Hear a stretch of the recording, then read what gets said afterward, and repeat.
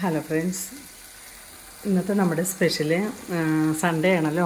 അപ്പോൾ നമുക്ക് ഇന്നത്തെ സ്പെഷ്യല് ചിക്കൻ വറുത്തരച്ച് വെച്ചതാണ് കേട്ടോ.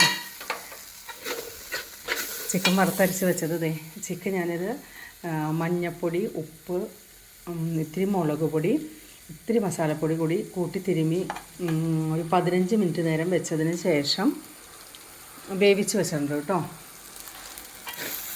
പിന്നെ ഗ്രേവി നേരത്തെ ശരിയാക്കി വെച്ചു കേട്ടോ. ചിക്കൻ കിട്ടണതിന് മുമ്പ് തന്നെ ഗ്രേവി എല്ലാം ശരിയാക്കി വെച്ചു. ഗ്രേവി ഇത് എന്തൊക്കെയാണ് ചേർത്തേക്കണതെന്ന് ഞാൻ പറയാം കേട്ടോ. ഇതാണ് ഗ്രേവി. ഇതിൻ്റെ അകത്തേക്ക് നമ്മൾ ഈ വേവിച്ച് വെച്ച ഈ ചിക്കൻ ഉണ്ടല്ലോ, ഈ ചിക്കൻ്റെ വെള്ളം കുറച്ച് നെയ്വെള്ളമാണത്. അപ്പോൾ വെളിച്ചെണ്ണ കുറച്ച് ഒഴിച്ചിട്ട് ഈ നെയ്മയുള്ള വെള്ളം കണ്ട ചിക്കൻ്റെ അതൊഴിക്കും.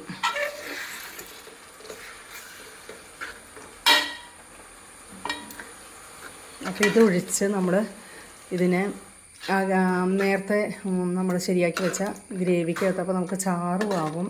വേറെ വെള്ളം ഒഴിക്കേണ്ട ആവശ്യമില്ല നമുക്ക്.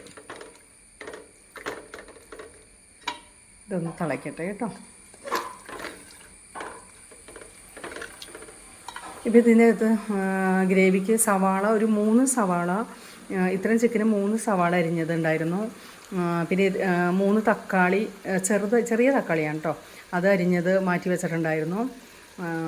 പിന്നെ എണ്ണയ്ക്കകത്ത് ഇത്തിരി ചുവന്നുള്ളിയും പിന്നെ വെളുത്തുള്ളി, ഇഞ്ചി, പിന്നെ കുറച്ച് തേങ്ങ, ഇതെല്ലാം കൂടി നമ്മൾ ഈ വറുത്തരയ്ക്കാൻ വേണ്ടിയിട്ട് തേങ്ങ വറുത്തരയ്ക്കാനായിട്ട് ഒരു പിടി തേങ്ങയാണെങ്കിലും മതി കേട്ടോ. എന്നിട്ട് ഇതെല്ലാം കൂടി എണ്ണയ്ക്കകത്ത് ചൂടാക്കി നമ്മൾ വറുത്തരയ്ക്കുന്ന പാകത്തിൽ കളർ വന്നു കഴിയുമ്പോൾ ഇത്തിരി മല്ലിപ്പൊടി, മസാലപ്പൊടി, കുരുമുളക് പൊടി, മഞ്ഞൾപ്പൊടി, മുളക് പൊടി ഇട്ടിട്ട് നന്നായി ഒന്ന് ചൂടാക്കി ഇത് നമ്മൾ അരപ്പുണ്ടാക്കുക. അങ്ങനെ ആ വറുത്തരച്ച അരപ്പ് വീണ്ടും സവാള വാടി വന്നു കഴിയുമ്പോൾ ആ വറുത്തരച്ച അരപ്പ് കണ്ടോ, അതിൻ്റെ ഇത്തിരി വെള്ളമാണത് കേട്ടോ. ഈ ഇതിനകത്ത് അരച്ചെടുത്തത് അരപ്പിട്ടിട്ട് ഒന്നും കൂടി അത് സവാളയുടെ ഒപ്പം വഴറ്റുക. എന്നിട്ട് വഴന്ന് വരുമ്പോൾ തക്കാളി ലാസ്റ്റ് ഒന്നും കൂടി ഇട്ടിട്ട് 1-2 പ്രാവശ്യം ചൂടായാൽ മതി തക്കാളി കേട്ടോ. അതാണ് ഇതിൻ്റെ ഇൻഗ്രീഡിയൻസ്. ബാക്കി നമുക്കിത് ഈ ചിക്കൻ്റെ ആ വെള്ളം ഇതിപ്പോഴും ഞാനിത് തന്നെയാണ് ഒഴിക്കുന്നത്. വേറെ ഒരു തുണ്ട് വെള്ളം വേറെ നമ്മൾ ഒഴിക്കേണ്ടത് കേട്ടോ. ആവശ്യത്തിന് വെള്ളമായി. അപ്പോൾ തേങ്ങ വറുത്തരച്ച കോഴിക്കറിയാണ് കേട്ടോ.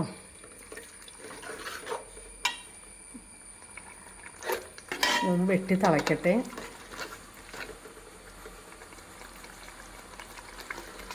അപ്പോൾ നമുക്കിത് തേങ്ങ വറുത്തരച്ച കോഴിക്കറി കപ്പ വാങ്ങിച്ചിട്ടുണ്ടായിരുന്നു.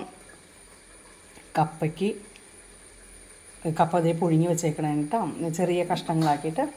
അപ്പോൾ ഈ കപ്പയ്ക്ക് ഇന്നത്തെ സ്പെഷ്യലാണ് കേട്ടോ, തേങ്ങ വറുത്തരച്ച കോഴിക്കറി.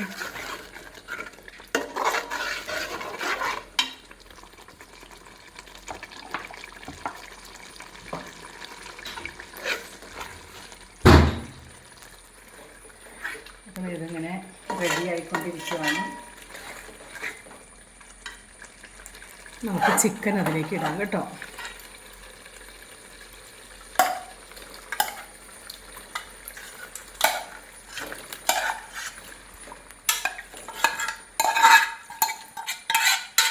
ചിക്കൻ കഴുകി ആദ്യം നമ്മൾ മസാലയൊക്കെ പുരട്ടി കുറച്ച് നേരം വെച്ച് കഴിഞ്ഞാൽ അതിൻ്റെ അകത്ത് എല്ലാം പിടിച്ചോളും.